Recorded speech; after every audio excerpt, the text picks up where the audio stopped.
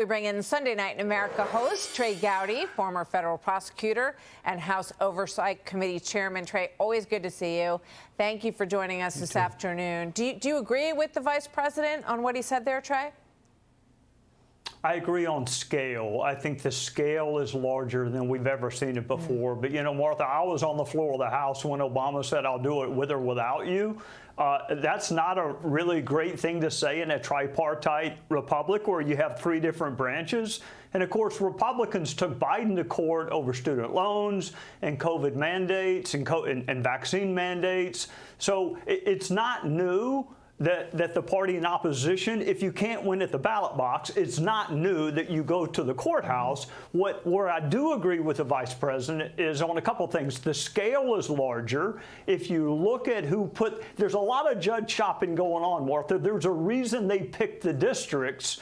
The real question I have, you know, Vice President Vance has been in two of the three branches. It was his old branch, the Senate, that confirmed this judge 96-0. Okay, I'm not great with math, but that's pretty overwhelming. 96-0, this judge was confirmed. So if you don't like judges, why don't you do a better job vetting them on the front end and not wait until they issue a ruling that you take exception to?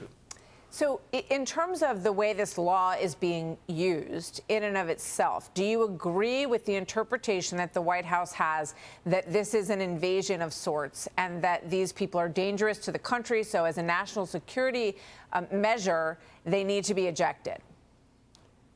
Yes. But I would add this. The president should not have to use a 1798 statute. Think about that for a second, Martha. A 1798 statute. I mean, you're more likely to be talking about pirates than you are criminal gangs. You've got ISIS-K, that's not a country. You've got the Taliban, that's not a country. You got cartels, you've got these gangs. So 1798 is really the most recent thought we've given to the fact that something could be an invading force that's not actually a country in name. If I'm President Trump, I am frustrated that I'm having to use a statute that is that old. We've had 20-something years of cartel violence in this country, and we've had about 5 years of this influx, this massive influx of immigrants. And you mean to tell me Congress has not had a chance to amend that 1798 Act? Not yet? So, yes, I think it's the only option he has.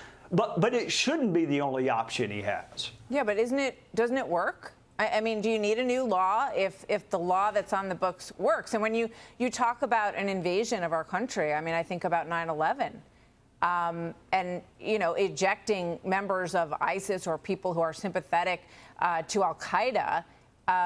That is law, right? I mean, if someone presents a national security threat to the country, we can eject them. No doubt. But if the statute refers to a country or a nation, then yes, you have to amend that statute. Because Osama bin Laden wasn't the president of a country. That wasn't a country declaring war on the United States. So yes, I think he's using the only other option is to wait and leave them in American prisons until they have a deportation hearing. So he's got two options: let them sit here or let them sit in an El Salvadorian jail, and we can debate whether or not we're safer with them sitting in one of our jails than one that Pablo Escobar built for himself. Let me ask you. He's doing the only.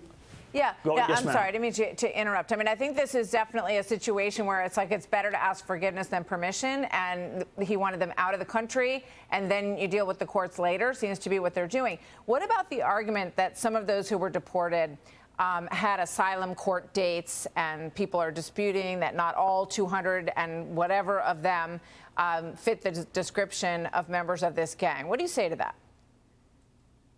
I say good luck with your asylum hearing, and you can wait for it while you're in El Salvador or whatever country you're here from. I would change the law. Who says you get to hang out in Houston, Texas and wait on your asylum hearing?